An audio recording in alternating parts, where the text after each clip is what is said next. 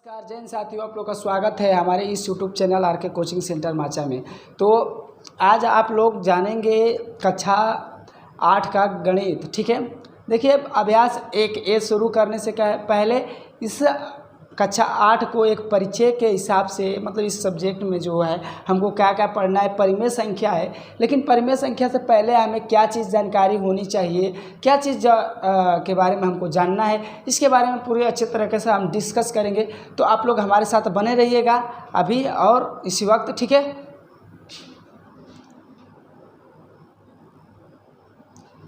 तो चलिए देखिए हमारा क्लास शुरू होने जा रहा है। आप लोग कंटिन्यू बनाए रहिएगा हमारे साथ। देखिए इसमें सबसे पहले कक्षा 8 का गणित पढ़ने से पहले हमें कुछ बातों को ध्यान में रखना चाहिए। क्या चीज़? वो बातें हैं ये कि मान लीजिए कि हमें प्राकृतिक संख्या के बारे में जानकारी होनी चाहिए, पूर्ण संख्या के बारे में जानकारी होनी चाहिए, पूर्णांक संख्या के बारे में जानकारी होनी चाहिए, और परिमेय अपरिमेय क्या होता है इसके बारे में अच्छी तरीके से जानकारी होना चाहिए। तभी हम कक्षा 8 का जितना भी मैथ का सिलेबस है तभी हम आसानी से हल कर पाएंगे। तो बने रहिएगा हमारे साथ। आज हम इस वीडियो में पूरा परिमेय संख्या, अपरिमेय संख्या और क्या प्राकृतिक संख्या, पूर्ण संख्या के बारे में पूरे अच्छे से डिस्कस करेंगे। तो आप लोग लगातार हमारे इस वीडियो के साथ बने रहिए। अगर आप हमारे इस यूट्यूब चैनल पे नए हैं तो हमारे चैनल को सब्सक्राइब कर लीजिए। और हाँ, आप लोग को जो भी आता है, अगर जो चीज़ हम बता रहे हैं अगर आप लोग को वो समझ में आ रहा है, चाहे वो आप टॉपिक को जानते हैं, तो हमें कमेंट ज़रूर करें। ठीक है, कमेंट करेंगे तो हमें ये जानकारी मिलेगी कि हाँ हमारा वीडियो ये देख रहे हैं और इनको ये चीज़ें की दिक्कतें हैं, तो ये चीज़ें हम उनको ये प्रोवाइड करेंगे। इसलिए मेरे प्यारे साथियों, देखिए हम 6 से लगाई 10 तक के सिलेबस हम मैथ का इस पे यूट्यूब पे अपलोड करने वाले हैं जल्द से जल्द। तो अभी 9 तक के अभी सिलेबस कुछ अपलोड हुए हैं, और जेएनबी के साथ साथ जेएनबी की तैयारी भी हो रही है हमारे साथ, तो उसका भी वीडियो हम लोग धीरे धीरे करके अपलोड करते चलेंगे। तो देखिए हमारा पहला जो सवाल है, मतलब पहला जो संख्या है वो देखिए प्राकृतिक संख्या है। अब देखिए प्राकृतिक संख्या में कैसे हम जानेंगे। अब देखिए एक एक चीज़ आपको प्रैक्टिकली करके हम बताएंगे, तो आप लोग घबराइएगा नहीं, आप लोग इस वीडियो को कंटिन्यू देखिएगा और अच्छे से देखिएगा। देखिए प्राकृतिक संख्या, यानी प्राकृतिक संख्या कहता है कि वह संख्या जिसे हम गिन सकते हैं वो क्या है, प्राकृतिक संख्या है। मान लीजिए कि आप 10 बच्चे हैं, आपके साथ 10 बच्चे हैं, 10 ग्रुप है, और उस 10 ग्रुप को गिनने के लिए कहा जाए तो गिनेंगे ना, आप एक ही से गिनना स्टार्ट करेंगे। किससे स्टार्ट करते हैं? एक ही से। तो 1 2 3 4 5 6 7 8 9 10 ऐसे करके गिनेंगे। तो मान लीजिए हमारे पास ये मार्कर है, तो मान लेते हैं मार्कर है तो 0 से तो इसको गिनेंगे नहीं ना, 1 से गिनेंगे। तो 1 2 3 4 5 और इसमें 6, टोटल मेरे पास कितने मार्कर है? 6 मार्कर है। तो अब ये 6 हम कर रहे हैं ना, 0 को तो नहीं ले रहे हैं, तो आप इसे आसानी से, ये आसान भाषा में इसे कह सकते हैं क्या, कि प्राकृतिक संख्या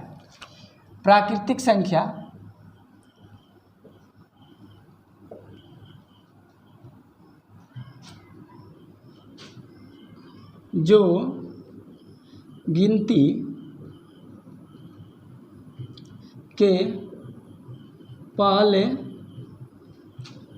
अक्षर से शुरू होती है। ठीक है, प्राकृतिक संख्या जो गिनती के पहले अक्षर से शुरू होती है उसे प्राकृतिक संख्या कहते हैं। क्या कहते हैं उसे?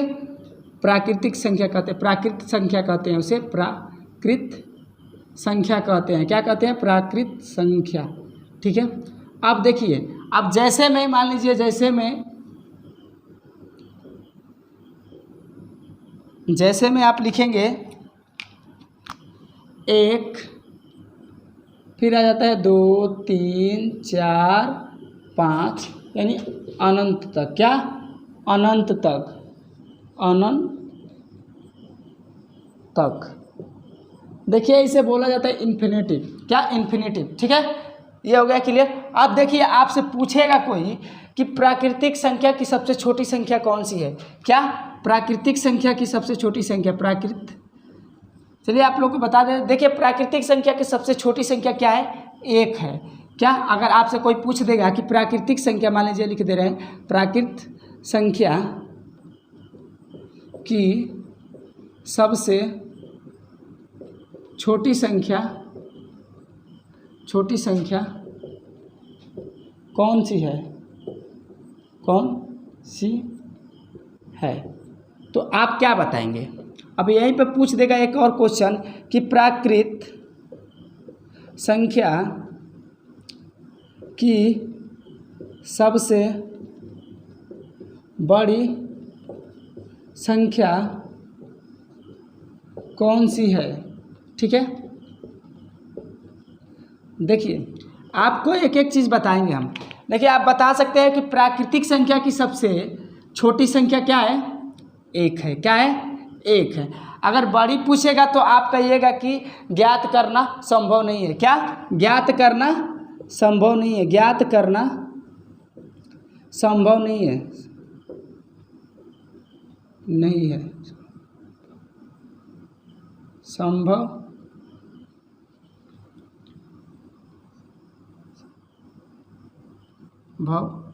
नहीं है। ठीक है, इसे आप कह सकते हैं। जैसे कि मान लीजिए कैसे संभव नहीं है, ये देखिए। मान लीजिए आप पे कहेगा कि 10 सबसे बड़ी प्राकृतिक संख्या है, लेकिन अभी इन्फिनिटी तक है ना, तो 10 से 20 बड़ा है ना, अब 20 से 40 बड़ा है, 40 से 100 बड़ा है, 100 से 1000 बड़ा है, ऐसे करके 2000 बड़ा हो जाएगा, 3000 हो जाएगा ना। ऐसे करते करते 30,000 40,000 ऐसे करते करते आप गिनते गिनते थक जाएंगे, लेकिन इसकी कोई समय सीमा मतलब इसकी कोई संख्या संभव है ही नहीं। तो आप इसे समझ गए। देखिए प्राकृतिक संख्या की सबसे छोटी संख्या एक है, प्राकृतिक संख्या की सबसे बड़ी संख्या क्या है, ज्ञात करना संभव नहीं है। क्यों, क्योंकि वो किसी न किसी संख्या से वो हमेशा बड़ी रहेगी। क्या रहेगी, बड़ी रहेगी। अब देखिए इसमें आप ये बता सकते हैं कि प्राकृतिक संख्या वह संख्या जिसे हम गिन सकते हैं, उसे क्या बोलेंगे हम, प्राकृतिक संख्या। ठीक है, अब चलिए आप चलते हैं हम लोग पूर्ण संख्या के बारे में। क्या, पूर्ण संख्या के बारे में। देखिए पूर्ण संख्या क्या होती है उसके बारे में हम आप लोग को बताएंगे। तो आपसे पूछेगा तो आप कहिएगा कि पूर्ण संख्या प्राकृतिक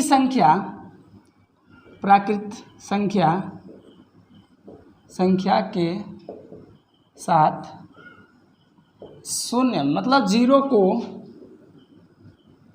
ले लेंगे तो हमें कौन सी संख्या प्राप्त हो जाएगी, पूर्ण संख्या। क्या प्राप्त हो जाएगी, पूर्ण संख्या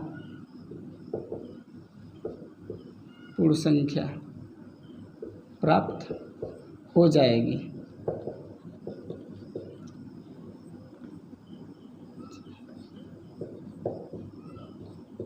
ये हो गया। ठीक है, अब देखिए कैसे।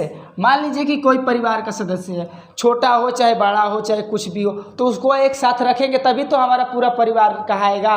जैसे मान लीजिए कि यहाँ पर ले लेते हैं, लिया है प्राकृतिक संख्या, किसको ले लिया है, केवल 1 2 3 4 को ले लिया। क्या, 1 2 3 4 5 यानी अनंत तक। क्या, अनंत तक। ठीक है, अनंत तक। मान लीजिए अनंत तक है, लेकिन इसमें तो कोई कुछ कमी दिखाई दे रहा है कि नहीं आप लोग को। जैसे मान लीजिए कि आपके घर में छोटा बच्चा है, छूट गया है, तो क्या आप उसे नहीं गिनेंगे। तो इसमें आप केवल क्या लगा रहे हैं, 0 ले रहे हैं, तो आपको कौन सी संख्या प्राप्त हो जा रही है, पूर्ण संख्या। कौन सी, पूर्ण संख्या। आप सिंपल सा कह सकते हैं कि मान लीजिए कोई परिवार है, ठीक है, उस परिवार में लगभग 10 लोग हैं। कितने लोग हैं, 10 लोग हैं। तो एक छोटा बच्चा है, तो उस छोटे बच्चों को आप नहीं गिनेंगे तो परिवार में केवल टोटल संख्या कितनी हो जाएगी, 9 हो जाएगी। लेकिन अगर आप उसी में अगर उस छोटे से बच्चों को ले लेते हैं तो आपकी परिवार की पूरी टोटल संख्या कितनी हो जाएगी, 10 हो जाएगी। तो ये 0 है आपका क्या है, एक परिवार का सदस्य है, ये भी एक अंक का सदस्य है। ठीक है, तो आप कह सकते हैं कि प्राकृतिक संख्या के साथ 0 को ले लेंगे तो हमें पूर्ण संख्या प्राप्त हो जाएगी। अब इसकी भी सबसे छोटी पूर्ण संख्या कौन सी होती है, तो आप बताएंगे कि सबसे छोटी पूर्ण संख्या क्या, सबसे छोटी पूर्ण संख्या कौन सी है, कौन सी है, और सबसे बड़ी पूर्ण संख्या कौन सी है, ठीक है। तो देखिए सिंपल सा बात है कि सबसे छोटी पूर्ण संख्या कौन है, आपकी 0 है। क्या है, 0। अब कहेगा कि सबसे बड़ी पूर्ण संख्या कौन है, तो कह दीजिएगा ज्ञात करना संभव नहीं है। क्या, ज्ञात करना संभव नहीं है। कहने का मतलब ये है कि मान लीजिए कि कोई प्राकृतिक संख्या में क्या है, पूर्ण संख्या में क्या है, 0 1 2 3 4 अनंत तक। अब उसे आप खूब काउंटिंग लगाइएगा, 10 करोड़ जाइएगा, लाख में जाइएगा, अरब में जाइएगा, खरब में जाइएगा, फिर भी आपको ये ज्ञात नहीं कर पाएंगे। तो आप इसे क्या कहेंगे कि ज्ञात करना संभव नहीं है, सबसे बड़ी प्राकृतिक पूर्ण संख्या। चलिए आगे चलते हैं। अब ये तो हो गया ना। अब सबसे छोटी पूर्णांक संख्या 0 है और सबसे बड़ी पूर्णांक संख्या, यहाँ पर पूर्णांक है, ठीक है, सबसे पूर्णांक, ठीक है, यहाँ पर भी पूर्णांक है, ठीक है। सबसे छोटी पूर्णांक संख्या कौन सी है और सबसे बड़ी पूर्णांक संख्या कौन सी है, तो सबसे छोटी पूर्णांक संख्या कौन सी है, तो 0 है, और सबसे बड़ी ज्ञात करना संभव ही नहीं है पूर्णांक संख्या, चाहे सॉरी पूर्ण संख्या, पूर्णांक नहीं है, पूर्ण संख्या, हाँ पूर्ण संख्या। क्या, पूर्ण संख्या, यहाँ पर पूर्णांक नहीं रहेगा, यहाँ पर रहेगा आपका पूर्ण संख्या। सबसे छोटी पूर्ण संख्या, क्या, हम लोग पूर्ण संख्या पढ़ रहे थे ना, पूर्ण संख्या, ठीक है। तो सबसे छोटी पूर्ण संख्या ज्ञात करना भी संभव नहीं है, ज्ञात करना संभव है क्योंकि ये 0 है सबसे छोटी पूर्ण संख्या, लेकिन बड़ी ज्ञात करना इसमें भी संभव नहीं है और ये प्राकृतिक संख्या में भी संभव नहीं है, क्योंकि दोनों में इन्फिनिटी तक है। क्या, दोनों में इन्फिनिटी तक है। चलिए आगे चलते हैं। क्या, अब आएंगे हम लोग क्या पढ़ेंगे, पूर्णांक संख्या के बारे में। देखिए पूर्णांक संख्या के बारे में पढ़िए आप लोग अच्छे से, देखिए आप लोग को अच्छे से बताया जाएगा। पूर्णांक संख्या आप ये कह सकते हैं कि पूर्ण संख्या के सभी संख्याओं को, यानी पूर्ण संख्या और 0 के साथ ऋणात्मक संख्या को लेंगे तो हमें पूर्णांक संख्या प्राप्त हो जाएगी। कौन सी संख्या प्राप्त हो जाएगी, पूर्णांक संख्या प्राप्त हो जाएंगी। अब देखिए कैसे, ठीक है, आपको एक एक तरीका, बेसिक तरीका बता रहे हैं हम, ठीक है।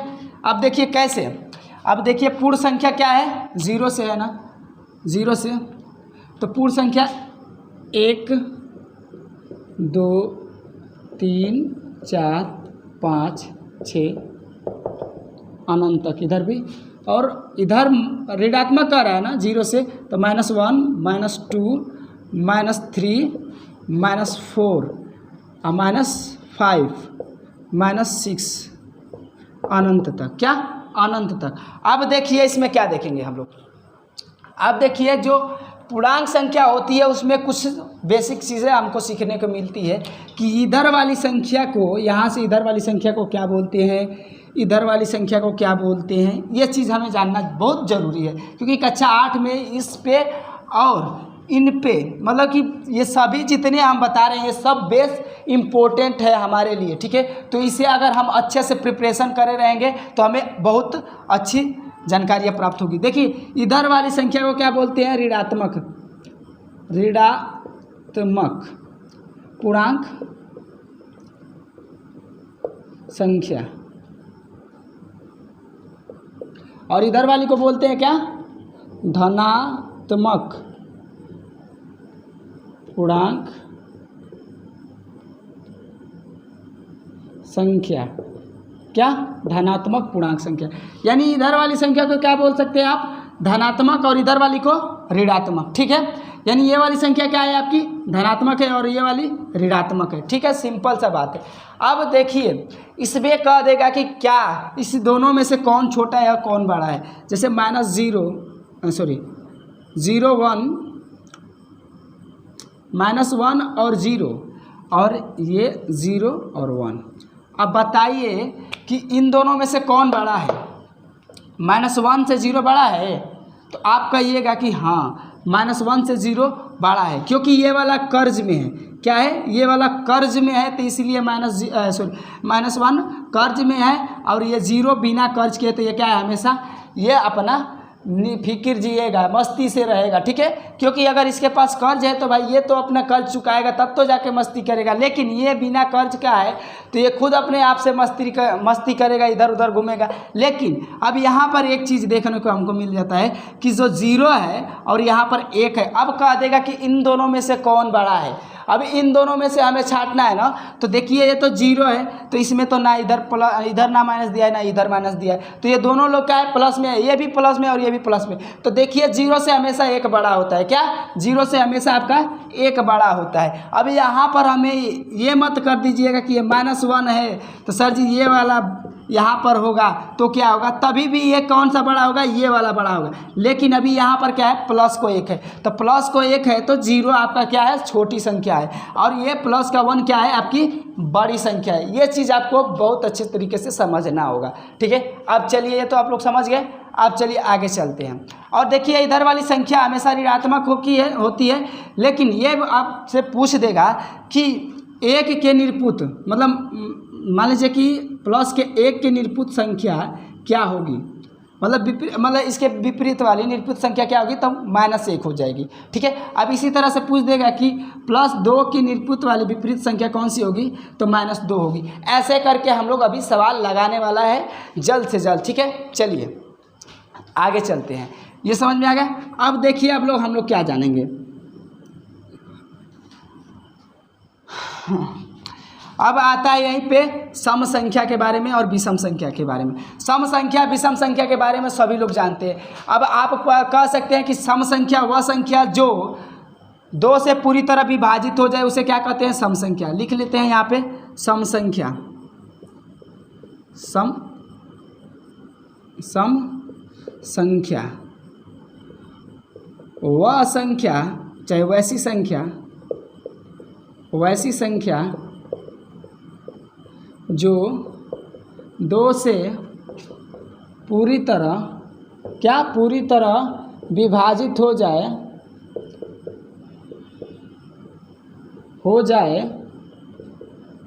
उसे सम संख्या कहते हैं। क्या कहते हैं, सम संख्या कहते हैं। ठीक है, अब यहीं पर देख लीजिए, जैसे में 2, 4, 6, 8, 10, 12 इत्यादि। क्या, इत्यादि, ये हो गई आपकी सम संख्या। ठीक है, अब यहीं पर विषम संख्या में क्या कहेगा, तो आप क्या लिखेंगे विषम संख्या के बारे में। विषम संख्या कहेंगे कि वैसी संख्या, देखिए वैसी संख्या जो 2 से पूरी तरह विभाजित न हो, 2 से पूरी तरह विभाजित न हो उसे विषम संख्या कहते हैं।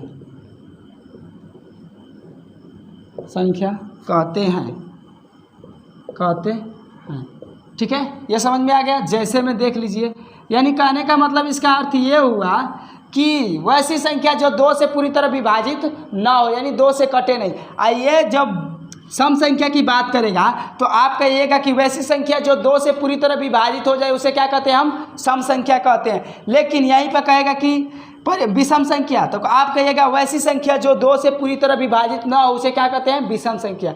यानी वैसी संख्या जो 2 से पूरी तरह विभाजित ना हो उसे विषम संख्या कहते हैं। जैसे 1, 3 हो गया, 5 हो गया, 7, 9, 11 और यहाँ पर 13, 15 इत्यादि संख्या। बहुत सारी संख्याएं ज्ञात करना संभव नहीं है। ठीक है, ये तो हो गया आपका सम संख्या। देखिए सम संख्या में आप बता सकते हैं वैसी संख्या जो 2 से पूरी तरह विभाजित हो जाए उसे क्या कहते हैं, 2 से क्या 2 से पूरी तरह विभाजित हो जाए उसे सम संख्या कहते हैं। जैसे 2, 4, 6, 8, 10, 12 इत्यादि संख्या है। अब विषम संख्या की बात करेगा तो आप कहिएगा कि वैसी संख्या जो 2 से पूरी तरह विभाजित ना हो, क्या 2 से पूरी तरह विभाजित ना हो उसे क्या कहते हैं हम, विषम संख्या कहते हैं। क्या, विषम संख्या। अब जैसे में 1, 3, 5, 7, 9, 11, 13, 15 इत्यादि, ये तो हो गई विषम संख्या। अब बच रहा है परिमेय और अपरिमेय। तो हमारा मेन टॉपिक है परिमेय और अपरिमेय। तो देखिए अब इसे मिटाते हैं, चलते हैं अपरिमेय और परिमेय के बारे में जानने के लिए। ठीक है, देखिए सिंपल सा मेथड है, आपको समझ में आ जाएगा परिमेय संख्या और अपरिमेय संख्या। देखिए अब देखिए यहाँ पर आ रहा है आपका परिमेय संख्या। क्या बच रहा है, परिमेय संख्या। तो आप परिमेय संख्या के बारे में कैसे बताएंगे, चलिए इसे भी मिटाना पड़ेगा, जगह काफ़ी कम है। आप लोग नोट करते जाइएगा, अगर नहीं पता है तो आप लोग नोट कर सकते हैं। ठीक है, अगर आप लोग चाहते हैं कि सबका भी PDF चाहिए तो हमारे इस टेलीग्राम चैनल से आपको जुड़ना पड़ेगा, तब आपको मिलेगा हर चीज़ का PDF और एक्सरसाइज बाय आपको हर चीज़ सवाल हल भी कराया जाएगा। ठीक है, तो घबराइए नहीं आप लोग। अब देखिए यहाँ पर आता है परिमेय संख्या। क्या, परिमेय संख्या। ठीक है, अब जो परिमेय संख्या है तो उसको कैसे लेंगे, देखिए परिमेय संख्या जो संख्या वह संख्या जिसे हम P बटा Q के रूप में लिख सकते हैं उसे परिमेय संख्या कहते हैं। ठीक है, लेकिन Q बराबर 0 नहीं होता है। ठीक है, यह हमेशा देता है। क्यों, इसके बारे में जानकारी करेंगे। पहले परिमेय संख्या के बारे में जानते हैं। ठीक है, अब देखिए परिमेय संख्या में पूछ रहा है P बटा Q। अब मान लीजिए कि आप P बटा Q थोड़े नहीं लिख सकते, कोई भी संख्या लिख सकते। P बटा Q है तो यहाँ पर X बटा Y भी लिख सकते हैं। क्या, X बटा Y। देखिए ऊपर वाले को अंश बोलते हैं। क्या बोलते हैं, ऊपर वाले को अंश बोलते हैं, नीचे वाले को हर बोलते हैं, बीच में जो रहता है उसे क्या बोलते हैं, बट्टा बोलते हैं ना, बट्टा। तो ये अंश आपका है और ये हर है और ये बटा है। तो एक बात याद रखिएगा, आप चाहे किसी को भी रख लीजिए, 2/4 रख लीजिए, 5/6 रख लीजिए, 7/2 रख लीजिए, 8/1 रख लीजिए। ठीक है, तो ये आपकी किस में आ जाएगी, परिमेय संख्या में। कहने का मतलब परिमेय संख्या का ये होता है कि वैसी संख्या जिसे आप अटे बटे में लिख सकते हैं, चाहे कह सकते हैं जिस वैसी संख्या जिन्हें हम भिन्न के रूप में लिख सकते हैं, उसे क्या बोलेंगे आप, परिमेय संख्या। क्या बोलेंगे, परिमेय संख्या। ठीक है, सीधा सा मेथड है, आपको समझ जाना होगा। ठीक है, अब देखिए यहाँ पर आते हैं हम लोग, क्या परिमेय संख्या हो गई।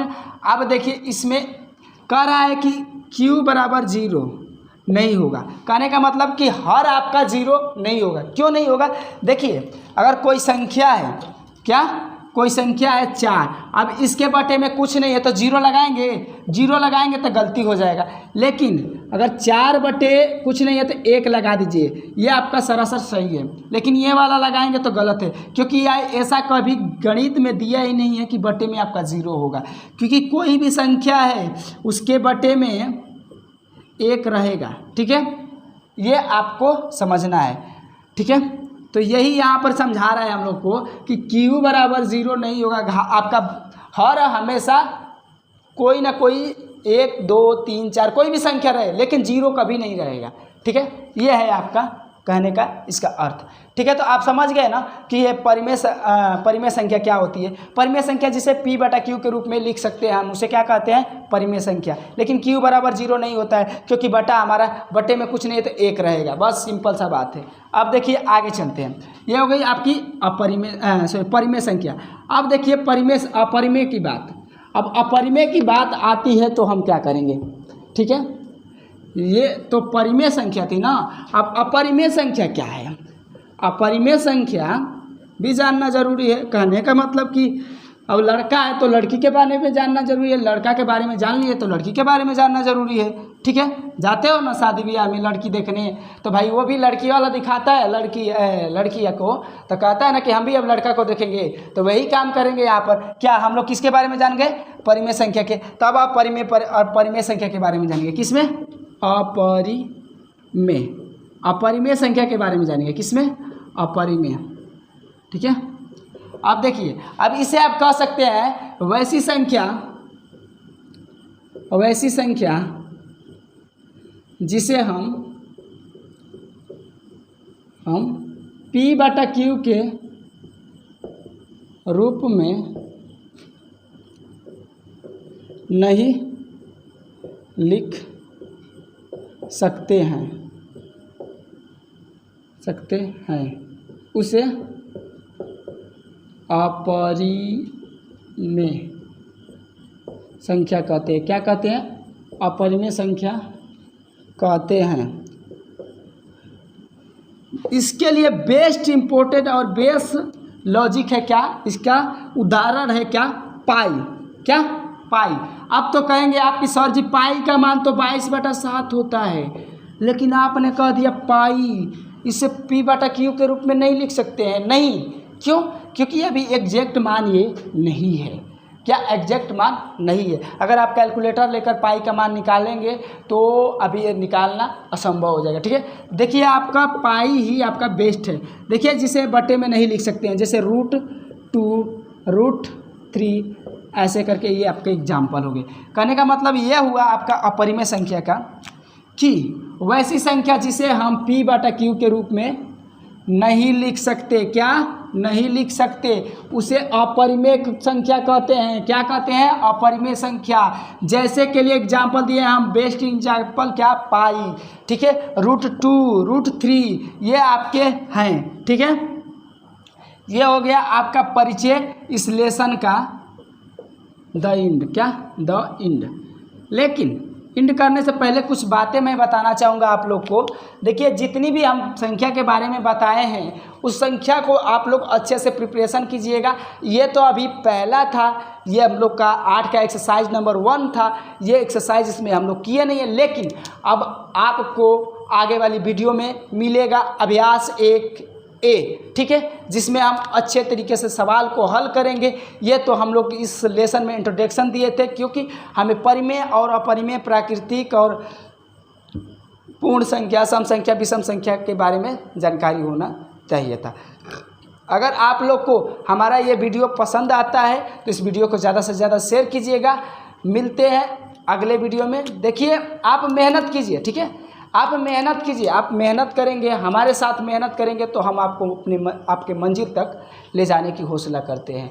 ठीक है, क्योंकि अगर आप हमारे साथ चलेंगे तो हम आपको रास्ता दिखाएंगे। हम तो मंजिल तक ले जा सकते हैं, बस ले नहीं जा सकते, आपको रास्ता दिखा सकते हैं कि ये वाला रास्ता आपको जाएगा उस मंजिल तक। ठीक है, गुरु का काम ही क्या होता है कि अपने छात्र को सही डायरेक्शन दिखाना। क्या? सही डायरेक्शन दिखाना। अगर हम सही डायरेक्शन दिखाएंगे तो आप सही डायरेक्शन पकड़ेंगे तो आपको मंजिल ज़रूर मिलेगी। लेकिन इसी में क्या बात कई बच्चे करते हैं कि अपना डायरेक्शन भूल कर कुछ और काम में लग जाते हैं। इससे क्या होता है कि उनका माइंड इधर से उधर हो जाता है और वो अच्छे से प्रिपरेशन, कोई भी काम अच्छे से नहीं करते हैं। लेकिन आप हर काम कीजिए, लेकिन पढ़ाई के लिए हमेशा दिन में 3 से 4 घंटे हमेशा निकालिएगा। ठीक है, बस यही आपसे राजा सर का विनती है। ठीक है, चलिए अब चलते हैं, अगले वीडियो में मिलेंगे। जब तक के लिए जय हिंद।